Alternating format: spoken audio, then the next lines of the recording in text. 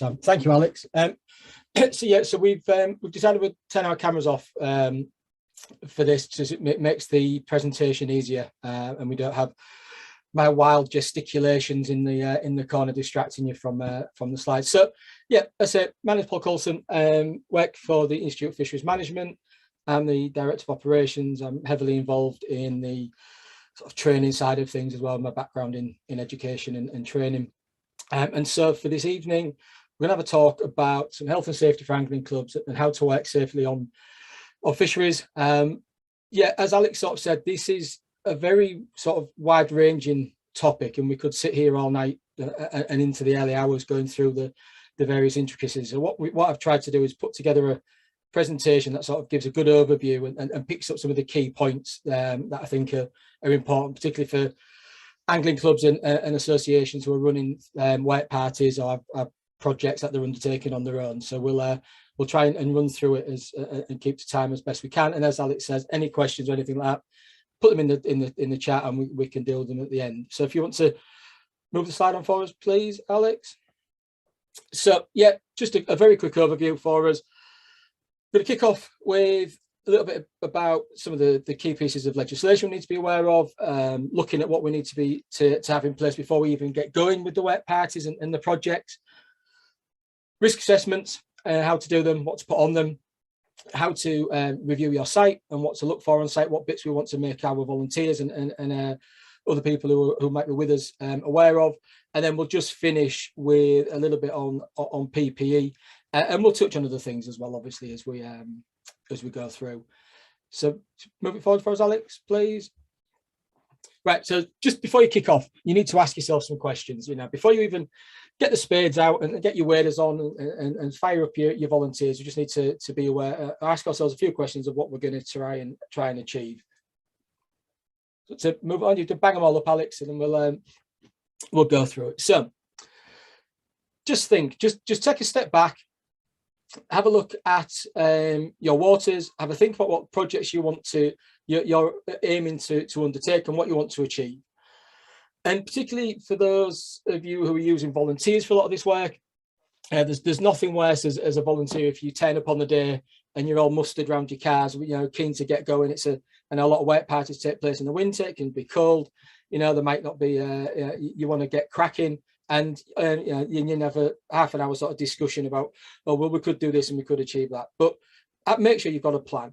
And if for anything you're wanting to do, even have drawings there. Have some ideas. If you're building some swims, sketch them out. Don't give some measurements. Don't just send guys off with some wood and some nails and a saw and expect them to build it to the exacting standards unless you show them what those exacting standards are.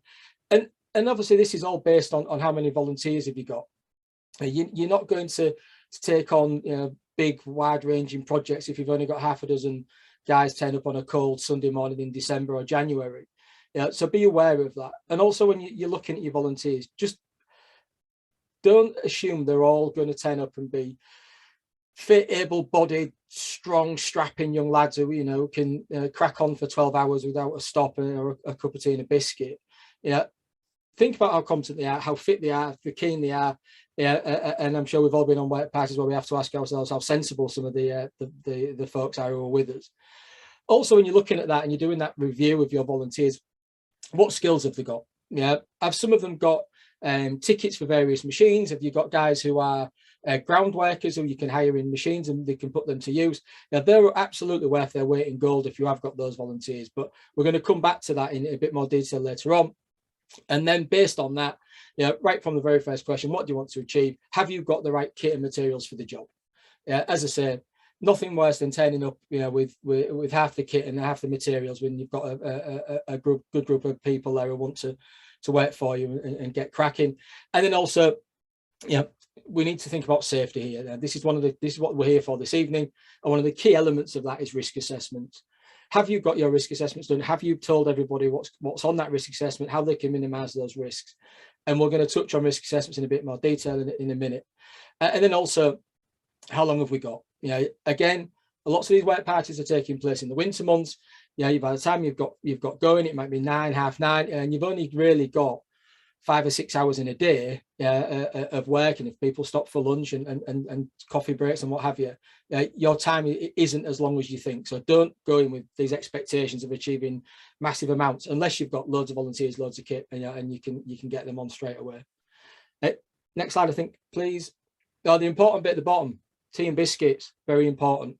Yeah, if you're going to have lunch, if you've got an extra body or somebody there who doesn't mind, yeah, have a kettle going, have a packet of biscuits. It keeps the troops happy and gets them revved up again for a bit more work. And then finally on that one, who is in charge? Before you get going on any projects within your committee, within your management team, or whoever it might be who's in charge of your fisheries, your group of waters, you have to have an idea of who is in charge. Put somebody in charge for that project for the day. Or for your work parties, you might have a development officer or a fishery manager. Make sure that somebody's in charge and somebody gets the project by the horns and actually leads the volunteers on the day. Next slide, please, Alex. So yeah, have a plan.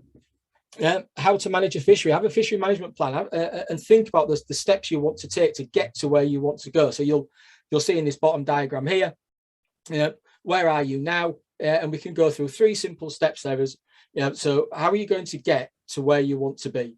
So you're at phase 1 now. You want to get to phase 3 and phase 4, and there's certain steps you have to do. And the key part here is that we want to plan. We plan, then we do, then we evaluate, then we might need a new plan, and we roll on and on and on. When we review it, we do it, we plan again, we do it, we review it, and that will get you to where you want to be. And I think what's important here and what we're trying to stress here is it's a phased, stepped approach. Yeah, a lot of your work is done with volunteers. It's piecemeal. It's a Sunday here and a Saturday there. You might have volunteers who are really keen. I know my local angling club can often muster a few guys, sort of older retired chaps on a midweek in the winter to come and help as well. So it might not take you as long, but you have to have this phased, stepwise approach to get to where you want to be. And don't think you're going to achieve it all in a couple of hours on a weekend through the winter if you've only got half a dozen volunteers. And again, we'll talk about volunteers a lot, and this is an age-old problem with angling clubs and committees where you're reliant on volunteers. It only takes a bit of bad weather for your numbers to drop, and all of a sudden your plans for that day can be will have to be pared back a little bit. Just press it again, please, Alex. And the simple, the old adage here: keep it simple and short. A nice, easy plan that can be easily related to the rest of the volunteers, and they can actually clearly see defined steps as to where you're going to get. If you turn up on the day and you say, right, today we've got an idea, we want to clear out that bit of manage that reed bed there, or we're going to build 3. If we can get 3 swims in by the end of the day, guys, I think we've had a really positive day. And then just work to that plan. Don't say, so we've got to get 55 new pegs built on this lake, or we want to access this, we want to do that. Nice, simple, straightforward, short, little mini projects that you can do within a day, I think would be is the ideal here. So move on, Alex. So very quickly, just wanted to touch on a couple of pieces of the health and safety sort of legislation that relate to what you're doing and work parties. Health and Safety at Work Act 1974 is the main key piece of legislation. I'm sure you're all well aware of it. It's the one that you see in laminated A1 format stuck on the back of on notice boards in many offices. And it's a criminal law, and it's aimed at protecting the employees and others who may be affected by those work activities. And the thing with the Health and Safety at Work Act, it is enforced, and it's enforced by the Health and Safety Executive and local authorities. What we need to stress here is that the Health and Safety at Work Act doesn't necessarily apply to work done for most purely voluntary activities. If you're deemed to be a volunteer, then the Health and Safety at Work Act doesn't necessarily apply. It does apply if that activity done by the volunteers results in damage. So, for instance, you had a group of volunteers and they were working on some trees, and they chopped a branch down and it fell on somebody's car. there could well be the organisation could well be liable. And what you have to stress here as well is for those larger waters or those larger fisheries where you have employees, if you have any employees at all, one employee, the Health and Safety Act, Work Act does apply to that organisation, and the Act refers to the employees and as those as duty holders, and we'll come back to that phrase in a little bit as well. Next slide, please, Alex. So I've just put this slide in here around the volunteers, and the link at the bottom takes you to the Angling Trust's guide, best practice guide for volunteers. And it's something that we put together sort of 3 or 4 years ago when we started. We used to do these events as road shows several years ago and travel around the country. And it was always this bit about volunteers and how we decide what a volunteer is. And again, it's a little bit of a grey area. There is no legal definition, but the Home Office, and I think this is also a statement that's repeated by the NCV, the National Centre for Volunteer Organisations. It's an activity that involves spending time unpaid doing something that aims to benefit the environment or someone, individuals or groups, other than or in addition to close relatives, and as undertaken freely and by choice without concern for financial gain. Right, and there's a few aspects here, and you can read them down there, but the ones I like to sort of just pick out here is volunteers' roles are unpaid, without expectation of payment, done with own free will and choice with no coercion. I know, and I know this from my own experience as well, some angling clubs, some syndicate lakes will use or expect members to undertake work parties in order to maintain their ticket or to get a discount on their ticket. And there's a little bit of it's a bit of a grey area here. Could that be seen, those benefits be seen as payment? Or if you want to keep your ticket, you come and do 4 work parties. Well, that's technically coercion.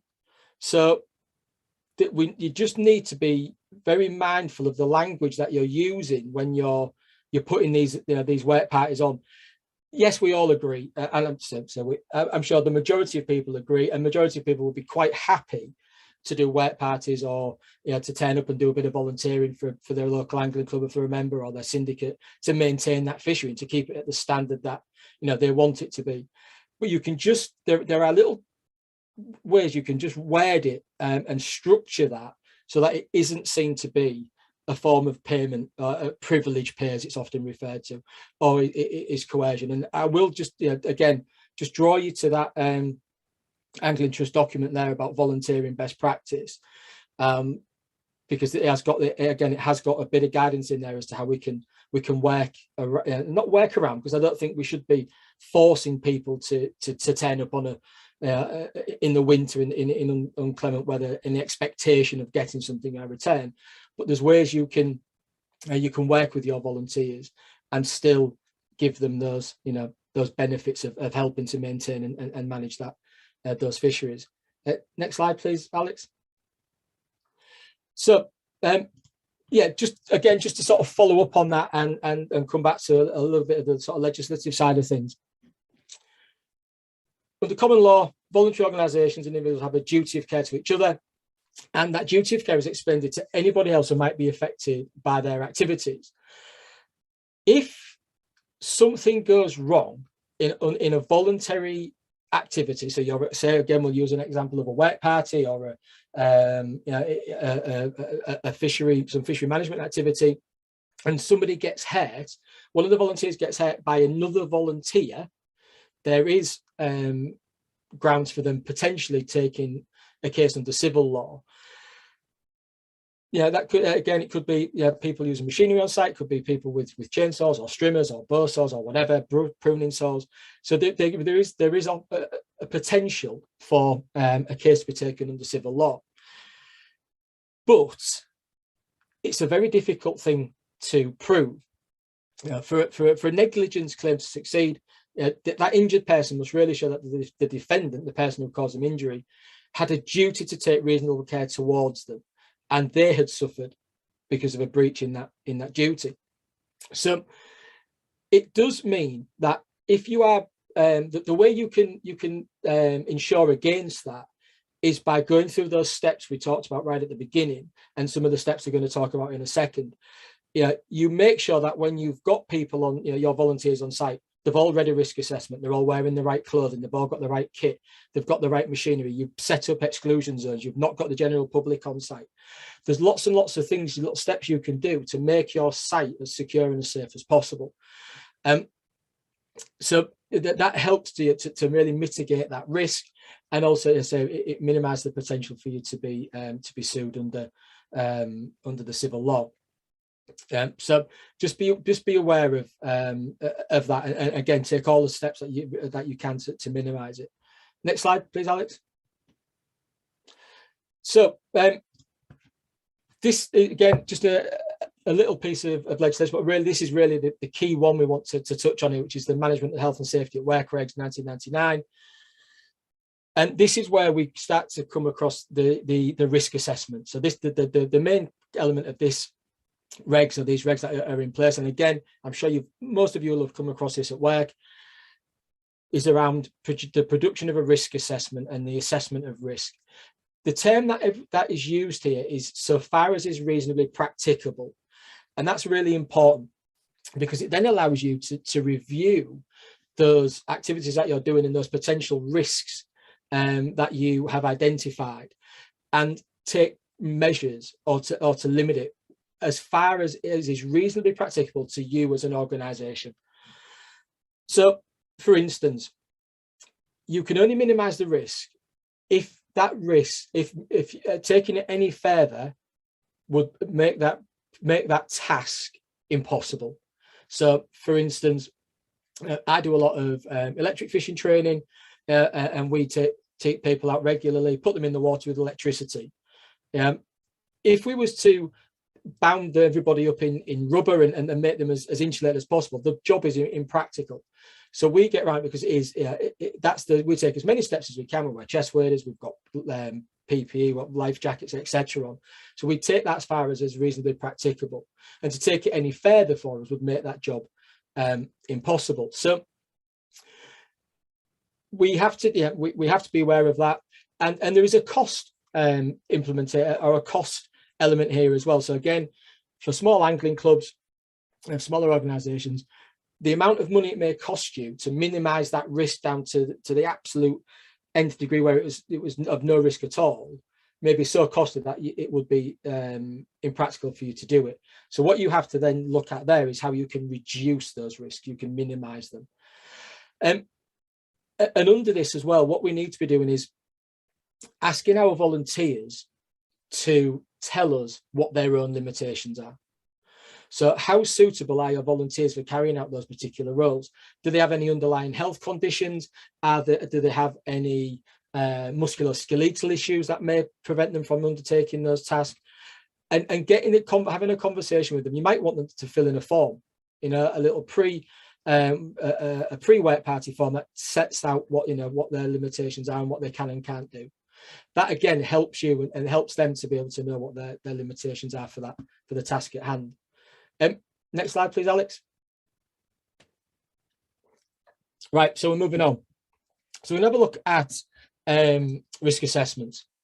So volunteer only or volunteer only led activities don't legally have to have risk assessment. But if I bring you back to that statement about duty of care, you're not showing a strong duty of care if you aren't doing these risk assessments for your activities. We risk assess everything to death these days, and these two pictures here show those sorts of changes. If you was to look at go back 120, 130 years, and see some of the activities and the way people worked, and if they was to come and look at the way we work these days, there's a marked difference. So the risk assessment is important. It's important that you show duty of care. It's important that you relay this to your volunteers. And we're going to touch on now how to set up a risk assessment and what the key elements are you need to look for. So just move on, please, Alex. So this has come from the Health and Safety Executive around how to write and start to put together a risk assessment. It doesn't have to be overly complex. I've seen some horrendous risk assessments in the past, running to pages and pages and pages, loads and loads of information on there, most of which isn't really of value to the task that you're doing. A simple evaluation of things that may cause you or others harm. And what we're looking for here is 5 simple steps. Go to the fishery and start to wander around and have a look and assess the water and assess the whole area that you might be working in. Identify those hazards. Then look at who might be harmed and how. So this could be your volunteers on your work party. It could be that you have a public footpath going right through the middle of your site, and you need to be aware of those, and you're not allowed legally to shut it off. Then you look at those risks and decide on what precautions you can take to minimize them. And again, I bring you back to that statement about as is reasonably practicable. You limit and reduce it as best you can under the means that you have at your disposal, be that financial, be that practical. And then we record them. This is the risk assessment document that I'm not teaching it. I'm sure I'm teaching many of you to suck eggs. I'm sure you've all seen risk assessments. There are lots and lots of different types.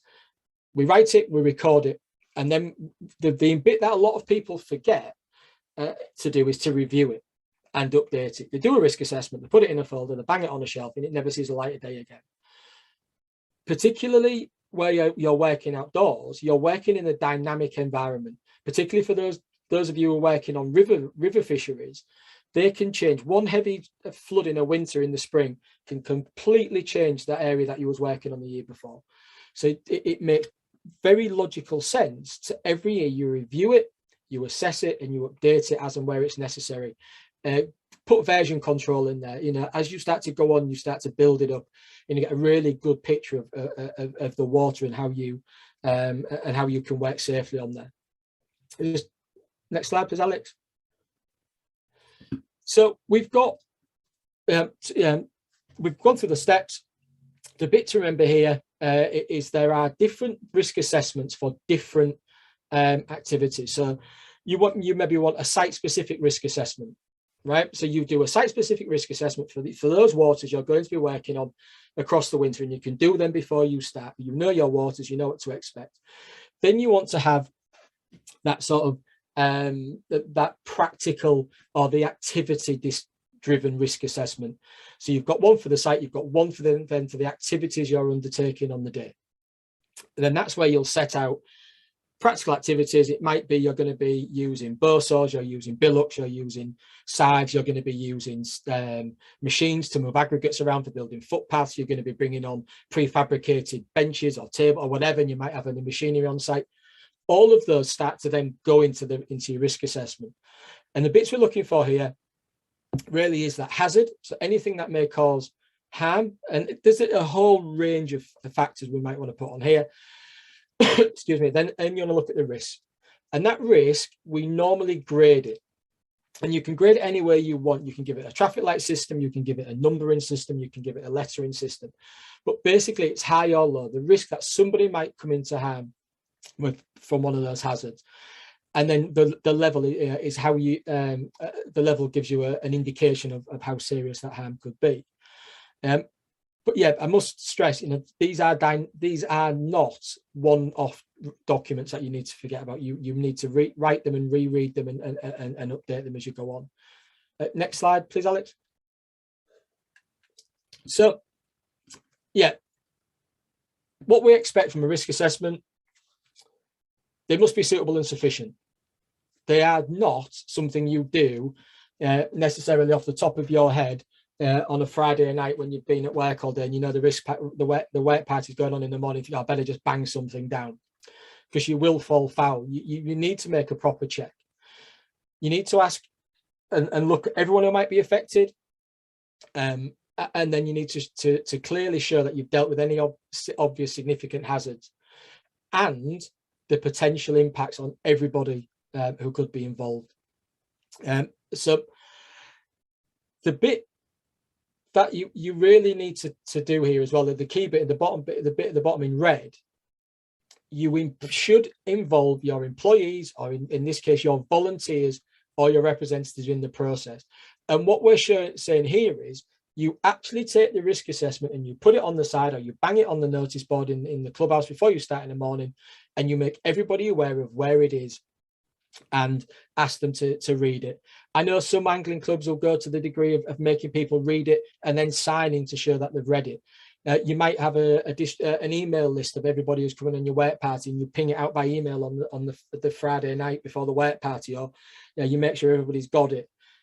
You should make sure that it has been relayed to everybody and they have all had an opportunity to read it in advance, so they are aware of those risks and the precautions they should take.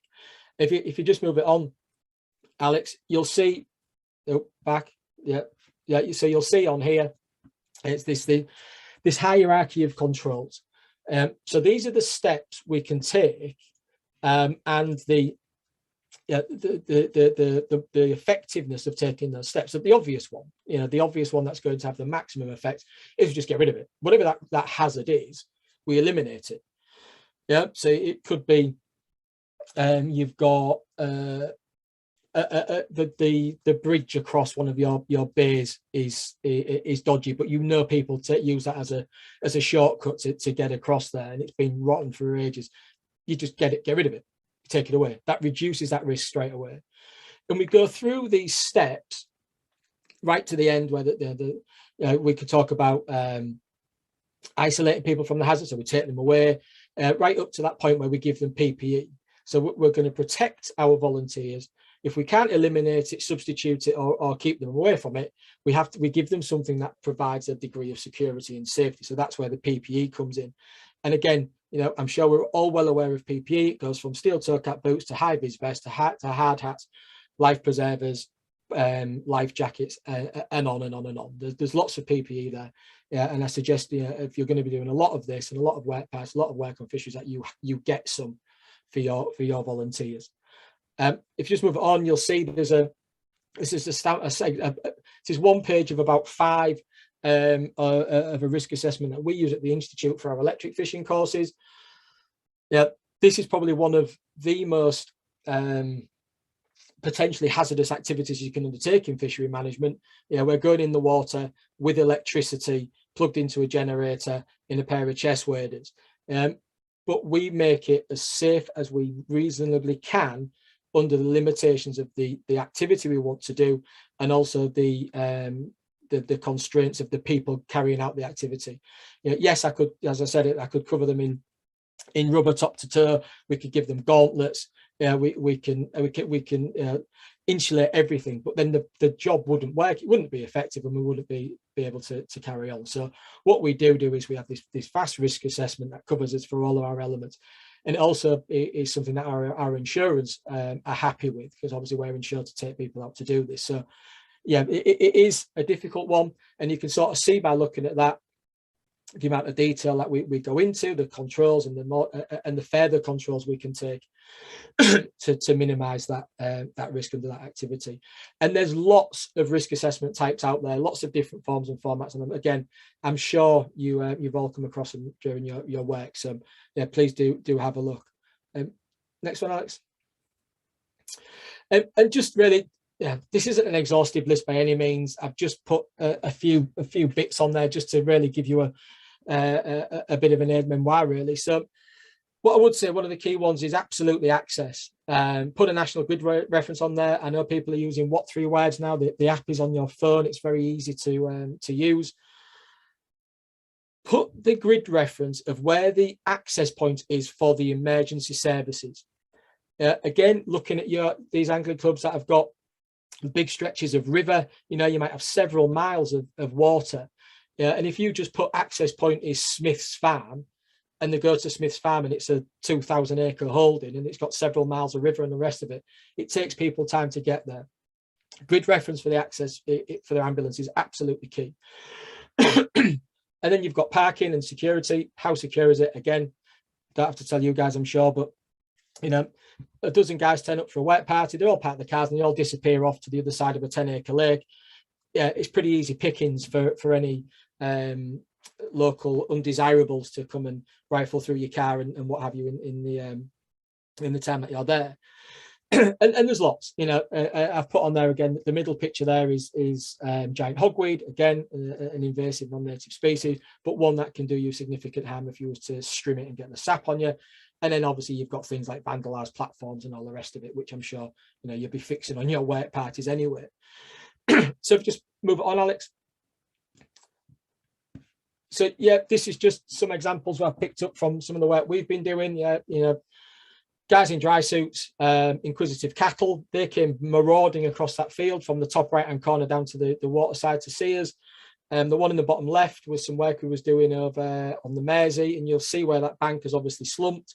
We turned around the corner with the backpack electric fishing unit on. The stick came first and the dog came second. You couldn't see us below due to the slump bank, and the dog owner didn't realise there was anybody in the river and was using it to exercise his pooch.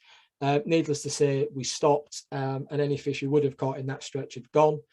And then in the one on the bottom right with the member of the local constabulary, we were called in with, that's an electric fishing course we was running a couple of years ago.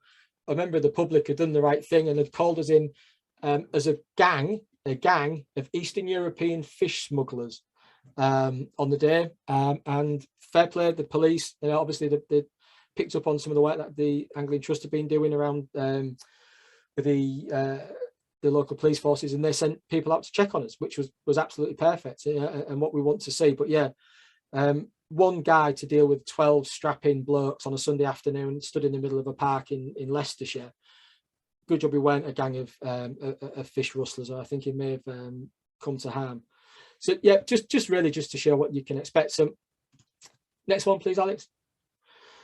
Right, this is really is a one of my all-time pet hates, is people turning up for work parties with inappropriate kit and inappropriate PPE. Yes, you can buy a chainsaw from Aldi and Lidl in the middle aisle on a Sunday afternoon. It doesn't make you a lumberjack. Yeah, if you want to do this, yeah, and you want to use your volunteers who've got chainsaws and strimmers and everything else, brilliant, absolutely. They are worth their weight in gold, and they make a very difficult job considered very easy. But you must make sure that they are adequately experienced, they are wearing all of the correct PPE, and you can set up suitable exclusion zones for their activities. We do not want people wandering around willy-nilly underneath people, next to people with chainsaws when they're dropping trees, like as Mark said, you know, people are halfway up trees in a pair of chest waders as it used to go on. You must set up suitable exclusion zones. You must make sure your site is safe. So we'll come back to how we want, what we want from our volunteers in a minute. Just move it on, Alex, please. I'm not picking on anybody here, any fisheries. I've had these pictures for a few years. I've took them off social media sites just to show some of the things we see. You can see the chap in the top right, head protection, gloves, boots, proper chaps, eye protection, mask, and a suitable saw. And then I'll leave you with a picture underneath, working over water with a chainsaw in a pair of waterproofs and some brown boots. You can't see his face, but he hasn't got a helmet on either. He has got a pair of gloves, brilliant, but he isn't protected for the activity that he's doing. If you want people to use this kit, that there, I would suggest, is getting on towards being a specialist job to do that effectively. And if you just move it on, Alex, you'll see the another picture. And again, jeans, a hoodie, and a pair of boots. That isn't PPE for using the chainsaw.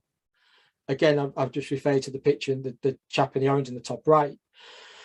And this is, I took the two comments in the box. I thought I was chuckling to myself as I was reading through Facebook. I've marked out, scribbled out the names, as you can see.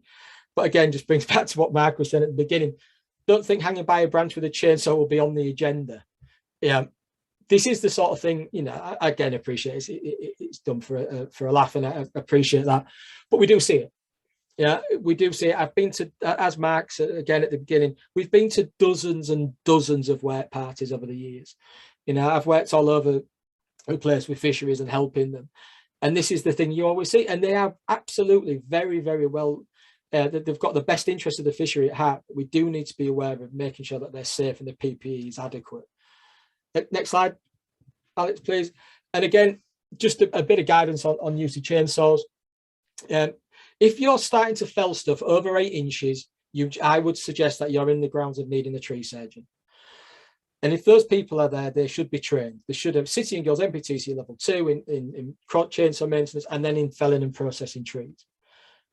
Do not take on things that are out of your level of experience, and look at the images as where you're going to go, and take into consideration the elements that could produce problems on the day: wind, direction, sloping banks, wet banks, uneven ground. Think about all of those before you undertake any activities. Next slide, please, Alex.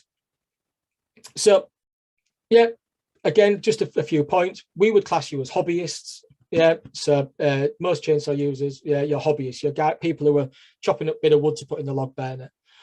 If they have got a chainsaw and they come to your work party and they want to use it, get them to demonstrate their competence. To you, make sure they've got the PPE. Show that to the committee members before you let them off, and it must be risk assessed. As I mentioned, if you start to get into the realms of dropping bigger trees, 8 inches and above, get yourself a proper tree surgeon. If you're climbing trees, get a proper tree surgeon. Make sure they're quite adequately qualified, ask to see their paperwork. And finally, just on this whole issue of trees, do your research. Make sure you know what species they are that you're planning on removing, and then make some inquiries locally. Make sure they haven't got any preservation orders, what we refer to as tree preservation orders on them, because trees do. Some species are particularly quite rare, and we do need to preserve them. So just please be aware of that. Next slide, Alex. Again, bit tongue-in-cheek, but we don't turn up to work parties, and we certainly don't drink as we before we start.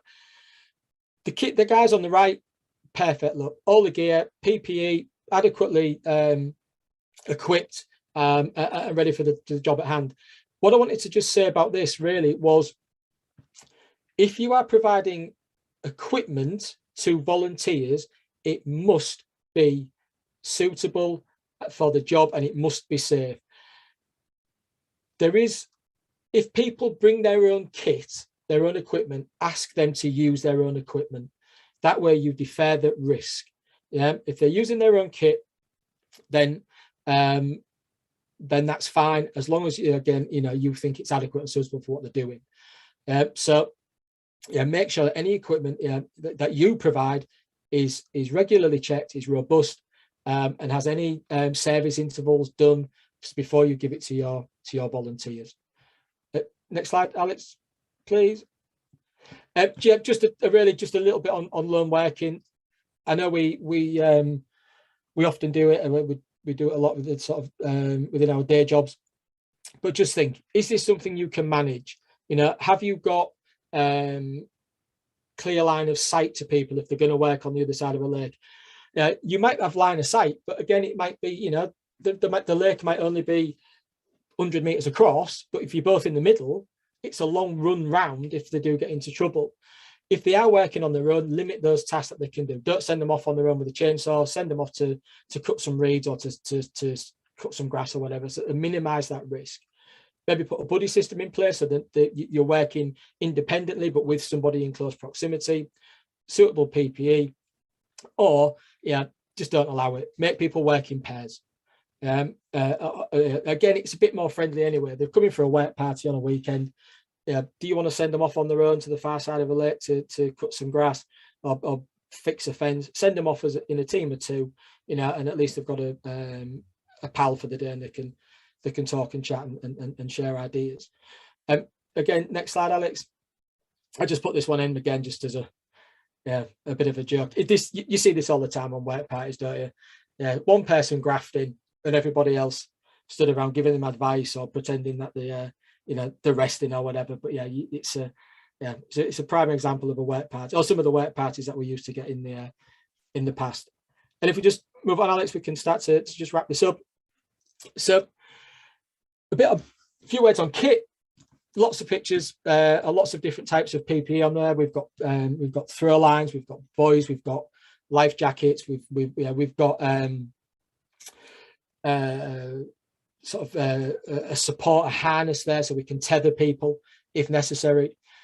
If they're working in the water, please make sure they've got adequate PPE. Chest waders without holes in, life jackets if they're going to be working on their own or with somebody else. Throw lines are on hand.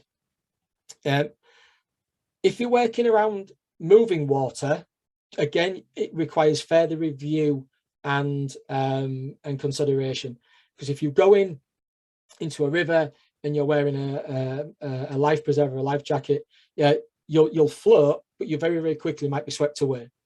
And particularly in fast flowing. Well, if you're working in fast flowing water, I just wouldn't bother. I'd just stop it and assess what we were doing. But please do, it's horses for courses, PPE and equipment to fit the activity that you're doing. And particularly in some of the rivers, you might be building new pegs, and rivers some rivers can very quickly disappear off into quite deeper water. So be aware of that. Please have adequate first aid, and make sure your first aid kit is serviced, is checked, and is suitable for the number of volunteers you've got on site. There is guidance which we can send you on that. And then finally, Alex, we just move on. Just the last bit, pull it all together, and we're taking all those bits we've talked about. Where's the plan? We've clearly explained it to the volunteers. We've talked through the risk assessment. We've highlighted the risks. We've checked all their equipment. Everybody's got adequate PPE. They all know what they're doing. We've made the site as secure as possible. We've minimised the risk to the public. We've minimised the risk to other anglers who might be on site at the day, and we're ready to go. We know we are as secure and as safe as possible to allow us to undertake that activity. And everybody should have a nice day, get the work done, and we achieve what we set out for right at the beginning with our management plan. And I think that might be it, Alex. So yeah, thank you for listening. My contact details are on there. As I say, please do drop me an email, or you can get in touch to Alex if you want to ask any questions that we can't answer here. I'm always happy to help. And occasionally I do get out and catch the odd fish, and they are very odd nowadays, not as much as I would like. That was brilliant. Thank you so much for that, Paul. Right, we'll just move straight into marks in the interest of time, and then we can go into the Q&A.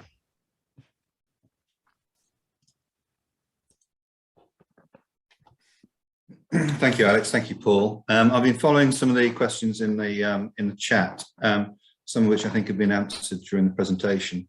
Some more will be answered during mine, I think. But somebody has raised issues around insurance. So as far as angling trust clubs and fishery membership, which includes public and employers liability cover, the cover includes ordinary bankside maintenance work parties as a recognised activity of the club fishery. If clubs or fisheries are undertaking unusual works, such as construction activities, they should consult the insurer to ensure they have appropriate cover in place.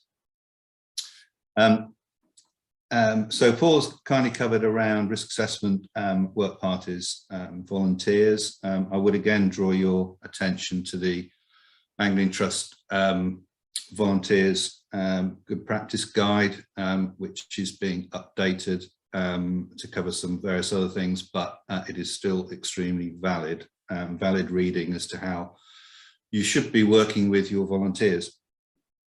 I'm going to cover something that is perhaps even more drier, and that is project management, and in particular around requirements for construction design and management regulations 2015. Next slide, please, Alex. So as we know, probably fisheries and the work we do is probably, certainly to my knowledge, probably the most varied projects that clubs do in other activities. I can't think of another activity or sport, if you want to call it that, where it is such a varied amount of projects that we get involved in, all requiring different levels of skills and health and safety requirements, whether that is constructing fishing pegs, whether that is putting in a toilet, a fishing hut, or whatever. They're all different.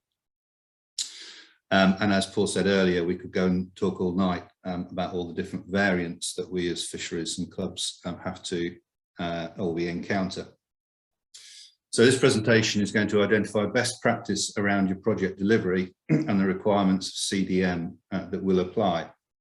CDM applies to all construction, regardless of size. However, there are different grades of requirements, and for the majority of construction type operations that you would get involved in, the full requirements of CDM in notifying HSE would not normally come into play, but I'll talk about that a bit later as well. There are links on the bottom of these slides for you to look into this in further detail. Next slide, please, Alex.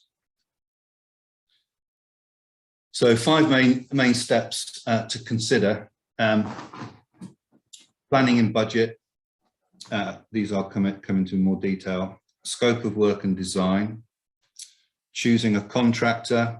I have seen the question or the point made in the Q&A about if we get a professional contractor that's insured that we're not liable. That's not true. You have a duty to the contractors that you appoint, and I'll come on to that a bit later. I'm also a judge in the Angling Improvement Fund Awards, and those of you that have applied will have seen that there are sections there in the application form where if you are using a contractor, we do request more details, and also more importantly, or as importantly, the person that is managing the project for your club or fishery and the qualifications that they have to manage that project, which is equally important. And in choosing a contractor, there is a requirement to check competency, experience and qualifications of those contractors. And the same applies if you choose to do the work yourselves. You should, as committees, management committees, or whatever, be ensuring that the volunteers or the people that you're using from your fishery have the correct experience and qualifications to carry out the projects. And again, managing the project. And equally importantly, and this is vital, particularly when we're talking about otter fencing, care and maintenance afterwards. There is no point in spending thousands of pounds on a project if within 2 months the construction has not been maintained properly and it is not achieving the objectives that you as a club and fishery wish to see with your investment. Next slide, please, Alex. So planning and budget. Again, we detail this on the AIF applications, and you will get involved in this if you're doing FIP applications with the Environment Agency. It's important that you get the estimated costs. You should may wish to engage with a contractor to discuss that and the timescales on an informal basis before you start looking at formal quotes. And the timescale is also critical. A lot of the time where we're doing work, we're outside, we're subject to the variances of the weather. And you must ensure that there are contingencies in place, or your funder or your committee is aware that there needs to be contingencies in timing dependent on weather. A further issue that we've had over the last couple of years is with COVID. And the problems with longer delivery times for raw materials, wood, etc., steel for fencing. You need to ensure that your provider, your contractor, is making you aware of any issues within that those lead times for materials. And then access and availability of the site. You must ensure that the access to the site is available for that particular programme. If there are footpaths, roadways, private or public, that you have permission to close those or move those during the construction phase before you commit to the project. I have seen projects that have been delayed and then cancelled because the fishery has suddenly realised there is a public footpath and the council refuse to close it or move it whilst the work is being undertaken. And as Paul has said around safety zones, those work sites must have restricted access and safety zones around them so that there aren't accidents with that. So next slide, Alex.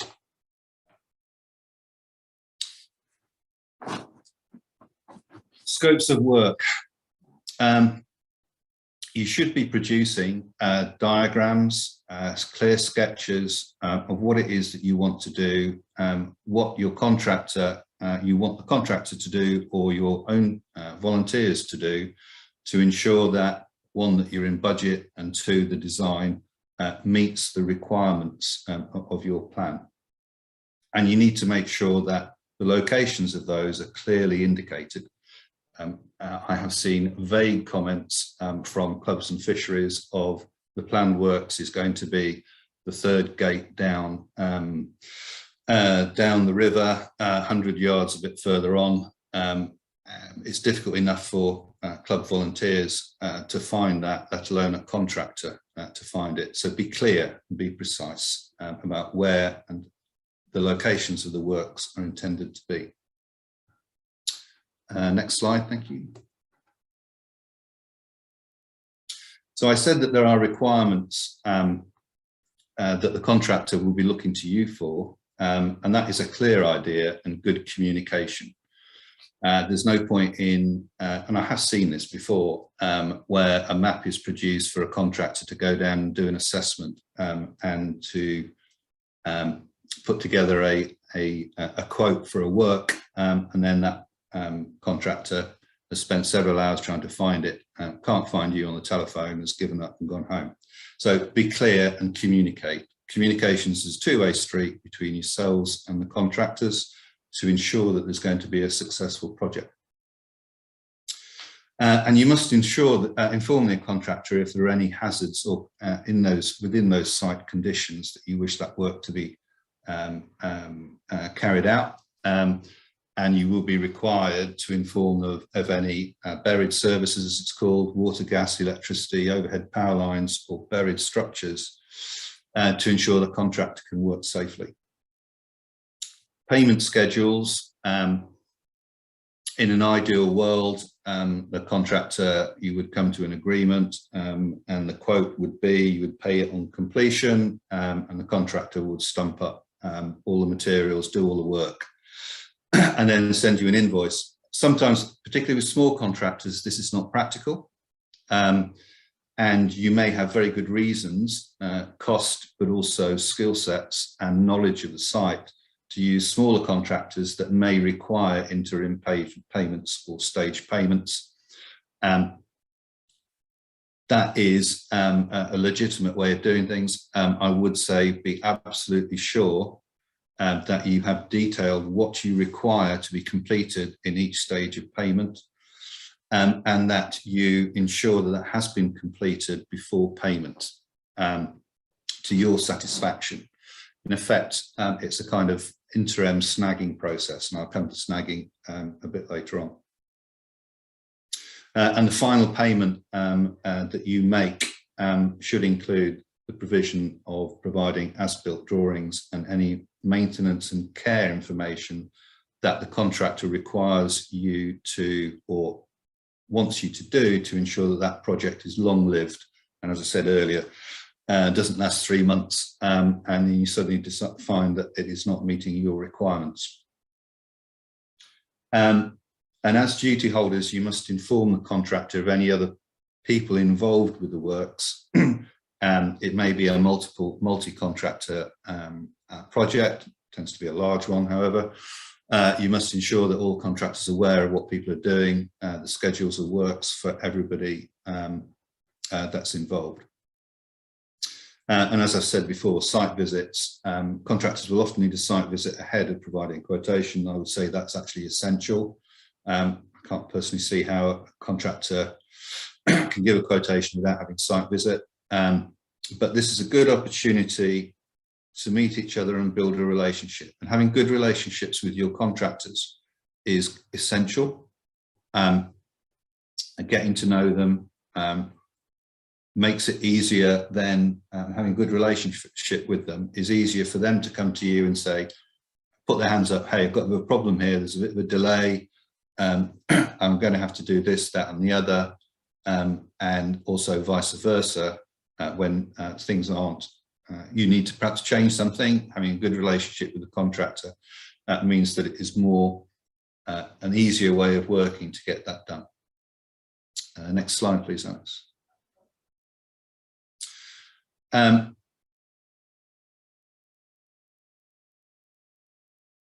think next one. Oh, sorry, it's my screen. What you must do as clients, appoint duty holders. That's to ensure that you are taking reasonable steps on behalf of your committee or your management structure to ensure that the contractors and designers have the suitable experience, skills and knowledge to carry out the work in a way that secures health and safety. And that's quoted from CDM regs.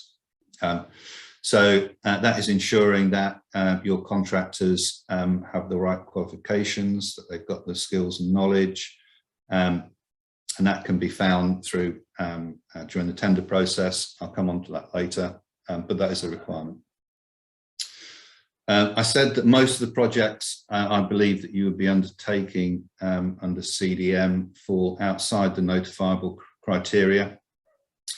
A project is notifiable to the HSE if it falls into the criteria that the project will last longer than 30 days and have 20 workers simultaneously at any point in the project, or if the project is to last more than 500 person days. I don't think there's an awful lot of projects that clubs and fisheries would engage in that would meet those criteria. There are some specific ones in the fact that if you are going to do habitat improvement works that involve working in river and removing a weir, considerable construction, then that would be a notifiable one. But these are the broad criteria that you're seeing here. So the comments that I've seen in previous years about CDM, about all angling club projects falling within CDM and the horrors of it, that only really applies, yes, they do fall in CDM, but the really difficult areas that a club would find in having to comply with CDM is if those projects fall within this notifiable criteria. Pre-construction information, we've talked a bit about that as well already, about the need to include information on power lines, buried structures. If there's a structure that needs to be demolished, does it contain asbestos, etc., etc. Next slide, please, Alex. What you expect contractors to apply to provide to you, a clear bid submission. They must confirm they've included everything you've requested within your scope of work. If not, they must identify what is excluded. And at that point, no doubt you'd have a conversation with them as to why they are excluding the work that part of the work you're requesting they do. And they must confirm the timescale for the works. They must provide a written plan explaining how health and safety will be managed throughout the project. And they must produce to you evidence of their capability. Evidence of their previous works, their trade association membership, accreditation, all those things that they should be providing to you to show that they are capable, well capable of completing the project. Next slide. So within that, you would no doubt, and I think this is pretty standard practice, if you aren't used to that contractor, if somebody new or you're asking for quotes, then you'd want to see examples of previous work.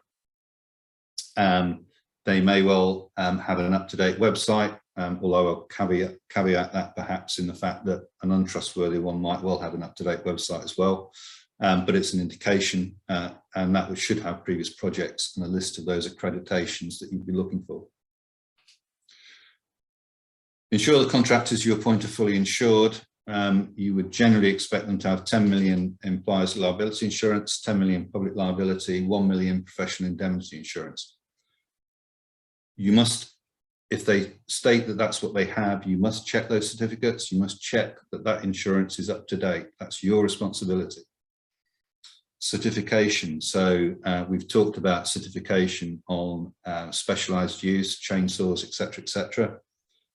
If that is involved within the work that you're requiring, they are required to be certified, but you must ensure that those certificates are there for each employee ahead of the works, and they are all in date. And as far as cost goes, yes, best value is important, but quality and the ability to do a good job to the standards that you would require them to do is not always the cheapest. And certainly we make that clear on the notes in the AIF that we will look at if you're providing 3 quotes and you want to go for the middle or the top one instead of the cheapest one. Give your reasons as to why you think this is best value of money, and we will look at that. We're not in the business of just taking the cheapest quote, because experience shows us that there may be a good reason why you're getting a cheap quote. In other words, the quality of the work is not as good. Next question, next slide, please, Lance. This is just some of the accreditations that you might be looking for. And it's worth checking with the organisation that their accreditation is up to date. Next slide.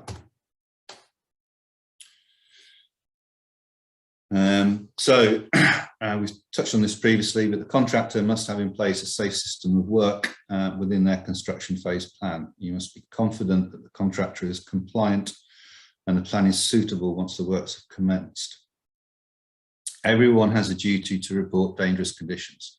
The contractor may well be home-based some distance from your project.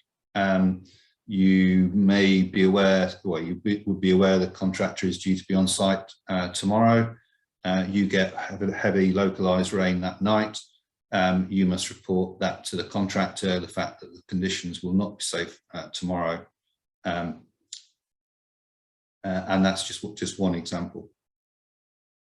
And the contractor must provide and develop suitable risk assessments to identify the hazards that you've made them aware previously.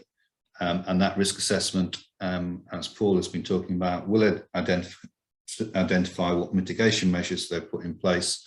And as a last resort, again, as Paul has said, PPE will be worn in general and for specific operations if mitigation measures can't be put in place. Next slide, Alex. So this is some general things when you're you can expect when you're talking to companies that are going to be contractors.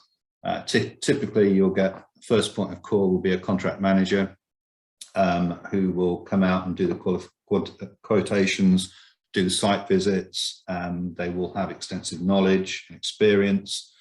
When actually the work gets done, you're probably going to be talking to the team leader or project supervisor and not necessarily the contracts manager. And then there will be the operational day-to-day employees supporting the team leader and carrying out the work, who should be multi-skilled, and for operations where certification is required, they would be certified. Next slide. Snagging and handover, probably one of the most important parts of it. In other words, when the project has been completed and the contractor tells you they have now completed it, you must have a site meeting with them to go over exactly what has been done to ensure that it is of the right quality, the fencing or the bridges have been put in the right place, that maintenance, etc., has been explained to you, that it's been left in a clean and tidy manner.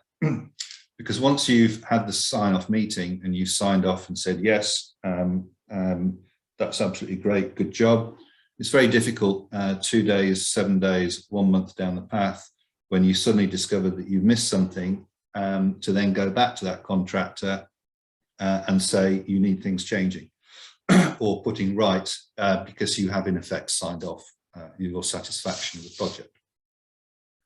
Next slide.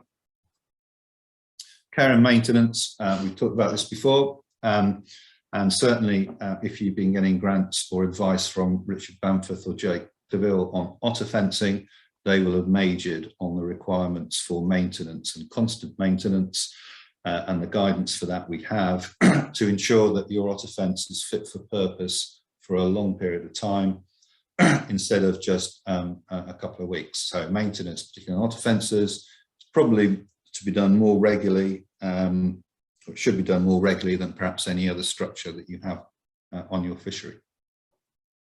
Next slide.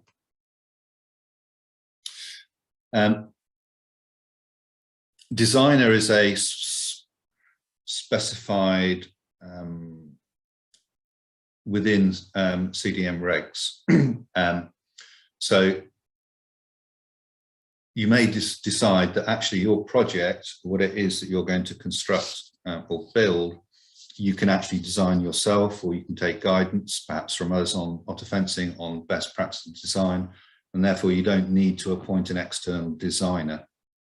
But the more complex work that you're undertaking, or your fishery wishes to undertake, it may well be that you need to contract a contractor in the design process. That might be the builder, the contractor, or it might be a separate design person to help you with that and to deliver the design.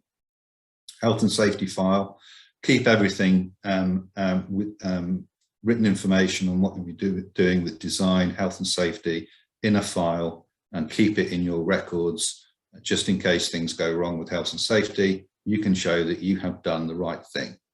And if there is an issue and the insurance company comes to you and asks for what you have done and have you fulfilled your responsibilities, you'll be able to pull this file out and say, yep, I followed everything that is required. And that should satisfy the insurance company. Next slide.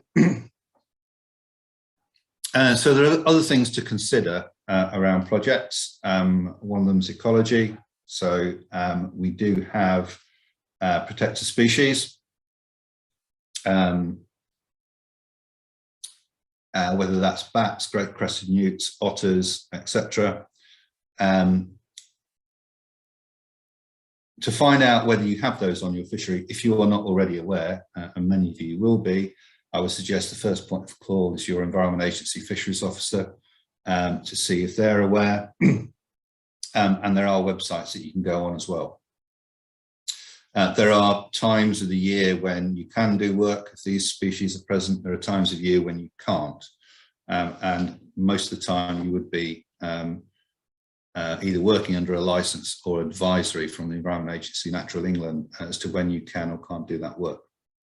TPOs and conservation areas, we've touched on that. I would say that under the Forestry Commission legislation, any tree that you fell will require a license, a felling license from the Forestry Commission, unless you have an exemption. So there are heights where you don't need, where you have you can have an exemption. Those are detailed on that link, but don't automatically think that because there's a tree in your grounds or your fishery, and it's not identified as a rare tree or subject to TPO, that you can automatically fell it as you wish. Any tree is protected by the Forestry Commission. There are exemptions which you can use. And we also have SSSIs and SACs, protected areas, where there would be or could well be restrictions on what you can do and what you can't do. We have hit this with otter fencing in the past and other activities. So you must check, if you're not already aware, if you're in a protected area and what you can and what you can't do within that area. And again, I would advise, if you're not aware, the first port of call should be to your Environment Agency Fisheries Officer, can advise. And the other thing, of course, is that you may well require planning permission, whether that is storerooms, fishing huts, or you may need planning permission to close a footpath for work, or whatever. So you would need to consult with your local council on those areas. Next slide, please, Alex. Just some tips on materials. Recycle plastic. is good. It's rock resistant. We are now getting recycled plastic from recycled fishing lines through the Anglers Line Recycling Scheme. That can be a bit expensive, but there are cheaper ones. Timber is expensive at the moment, and recycled plastic lasts longer. We've just been funding some fishing platforms made from recycled plastic, funded by a charity called Hubbub, in about 6 areas around the country that we got grants for. Anti-slip grip boards are always good, and a hybrid of plastic and combined timbers can look very good. Next slide. And again, toilets, it's always a favourite. We always see on access and with anglers and participation, there is always a requirement for on-site toilets. So a composting toilet is an option you may well want to consider. Next slide. When you're using aggregate for paths and pathways, make sure it meets British standard material. And transportation of ends into your fishery and out of your fishery is something that we would request you look at particularly carefully, even if you're not doing construction. So we have biosecurity risk assessment templates available on our website, and we have a team under the Environment Manager who would be delighted to visit your fishery and give you advice on how to stop invasive non-native species either being moved into your fishery or moved out accidentally. And then in pathways, ensure that there is good drainage and soakaways, and that there is a camber on the footpath. Next slide. Annual maintenance regimes. We talked a couple of occasions, and I make no apologies for talking again about maintenance, but having a plan as part of your fisheries management plan that Paul alluded to, where you can engage and plan for maintenance regimes using your volunteers is sound practice. And again, work parties we've discussed. INS treatment, as far as fisheries goes, if it is to do with plants, invasive species plants, please contact the environment team for site-specific advice, which they'll be happy to visit and give to you. If we're talking about invasive fish species that you're concerned about, I would direct you to the Environment Agency for advice on that. Next slide. And that's it for me. So good luck on your next project. And I look forward to seeing applications for Angling Improvement Fund and Fisheries Improvement Programmes when we announce the rounds this year. Particularly Fisheries Improvement Programmes, we're putting some social media out in the next day or so, asking you to look at the portal on the Angling Improvement Fund website, and if you've got projects, start looking at loading your projects into that if you're not already talking to your EA fisheries teams about that. Anyway, thank you.